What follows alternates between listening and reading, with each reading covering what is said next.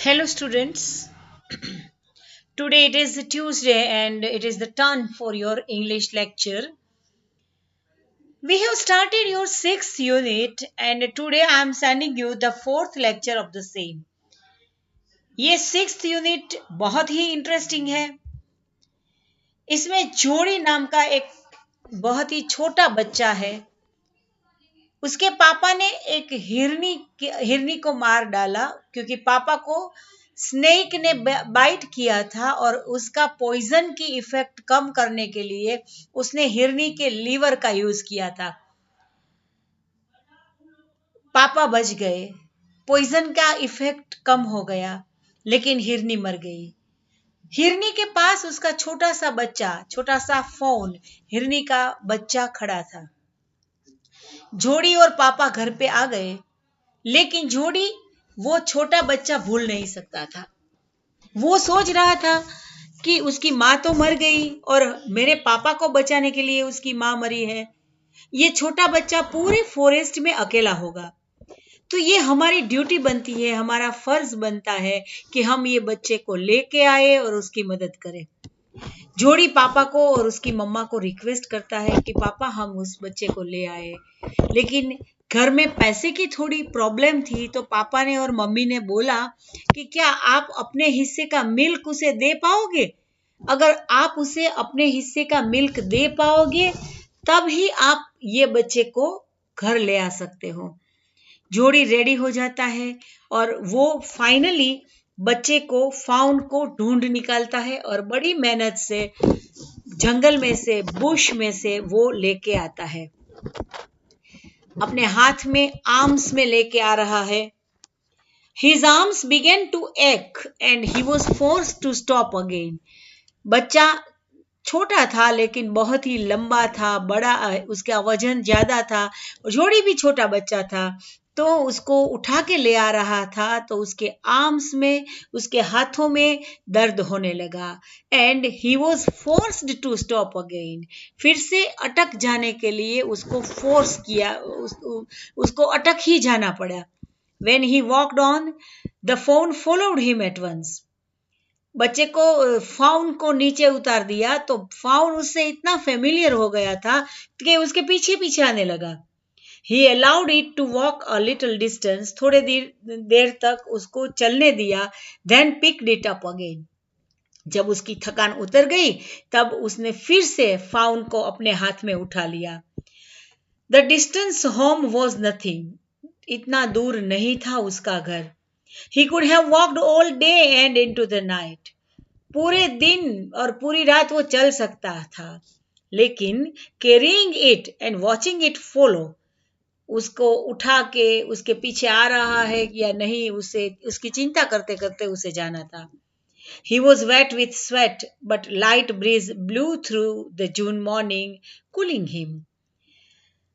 After this much labour, इतनी बड़ी मेहनत, पहले उसने जंगल में फाउन को ढूंढने के बाद उसको उठाया, बुश में से नीचे उतारा और फिर वो उसने उसको उठाकर जब वो धीरे धीरे घर तक ले आ रहा था, तब तक वो उसको ही वॉज स्वेटिंग, पसीना आ रहा था. पर जून की मॉर्निंग थी, सुबह की ठंडी पवन आ रही थी, तो वो अच्छा फील कर रहा था, उससे उसकी कूलिंग यानी वो ठंडा फील कर रहा था. The sky was as clear as spring water in a blue china cup. आकाश में एक भी बादल नहीं थे. Sky was very clear. उसका कंपैरिजन किसके साथ किया है? As clear as the spring water in a blue china cup.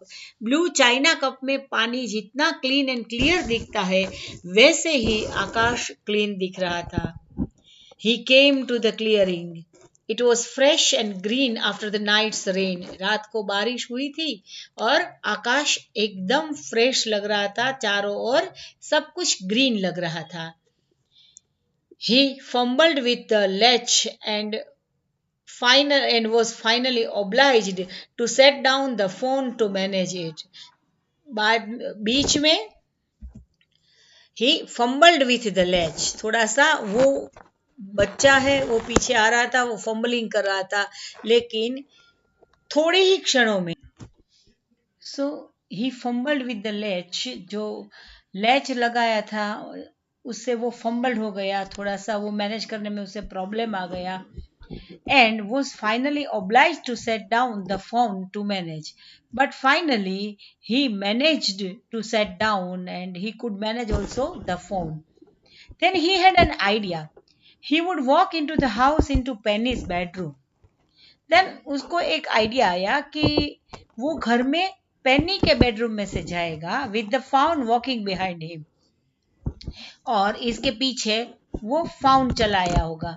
But at the steps, the fawn balked and refused to climb them. Balked यहाँ पे इसका मीनिंग दिया गया है राइट साइड में. The fawn was unwilling, उसकी अनिच्छा थी, उसकी इच्छा नहीं थी. So उसने he just refused to climb the steps. He picked it up and went to his father. Penny lay with closed eyes. तो बच्चा है, वो सीढ़ी चढ़ने की उसकी इच्छा नहीं थी, बच्चे ने रिफ्यूज कर दिया. ओके, तो फाउन ने सीढ़ी चढ़ने की मना कर दी, तो जोड़ी ने क्या किया, उसको उठा लिया गोदी में एंड उसके पापा के पास गए. पेनी ले विथ क्लोज्ड आईज, उसको स्नेक ने बाइट किया था, सो उसको वीकनेस थी, तो क्लोज्ड आईज से उसके पापा सो रहे थे.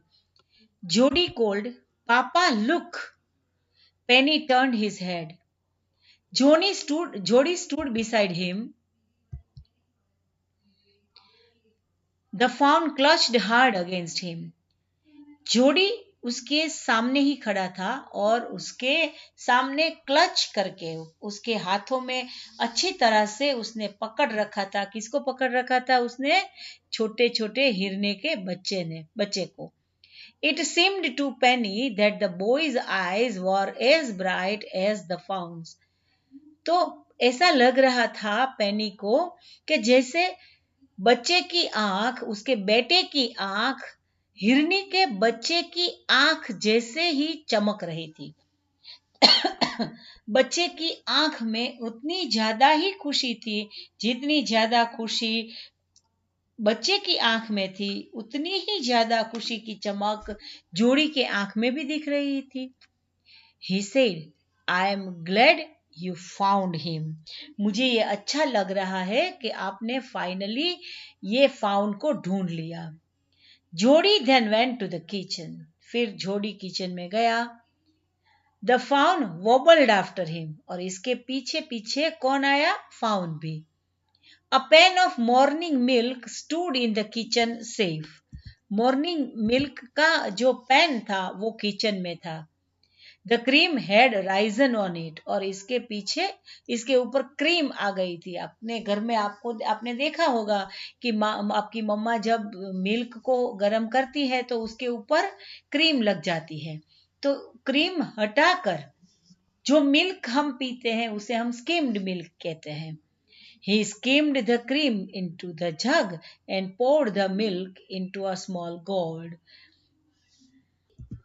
ये छोटा सा ऐसा जो वेसल आता है राउंड शेप का, उसे क्या बोलते हैं? गोवर्ड. तो उसने छोटे से वेसल में जो राउंड शेप का होता है उसके अंदर मिल्क डाला. He held it out to the fawn. और उसने फाउन के सामने पकड़ के रख दिया. He served it. So he poured the milk in a small gourd. He held it out to the fawn. It butted it suddenly, smelling the milk. Milk की smell सूंघ के उसने फिर से उसको ब्यूटिंग चालू कर दी. बस मैं जैसी आवाज करने लगा. He served it precariously. Precariously it means वो एंक्शियस था, उसको चिंता थी कि मिल्क कहीं पे जमीन पे ना गिर जाए. He saved it precariously from spilling over the floor. जमीन पे मिल्क ना गिर जाए उसने चिंता की. It could make nothing of the milk in the gourd. पूरा मिल्क वो पी गया. He dipped his finger in the milk and thrust them into Fawn's soft wet mouth. और because the fawn was so small and he was not habituated to drink milk like that. He dipped his finger in the milk and thrust them into fawn's soft wet mouth. It sucked greedily, और फिर उसने greedily suck करने लगा. When he withdrew them, it bleated frantically and butted him. He dipped his fingers again and the fawn sucked.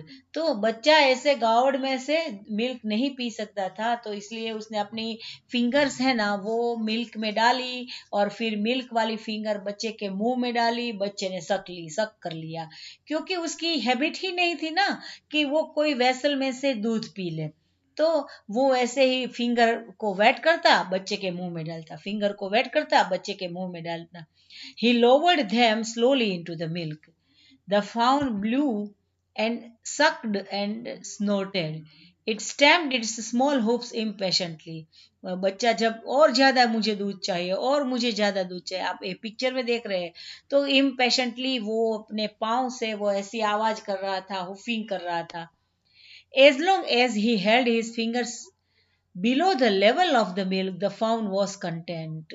और फिर उसको content हो गया, परितृप्ति हो गई, संतुष्ट हो गया. It closed its eyes dreamily.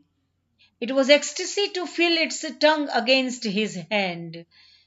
तो इट वॉज एक्सटेसी, ये परम आनंद की अनुभूति थी. जोड़ी के लिए भी कौन सी चीज परम आनंद की थी? तो to feel its tongue against his hands, अपने हाथ के सामने इसकी छोटी छोटी सॉफ्ट सॉफ्ट टंग को फील करना, ये परम आनंद की बात जोड़ी के लिए थी. It's a small tell flicked back and fourth, उसकी पूंछ छोटी छोटी वो हिल रही थी.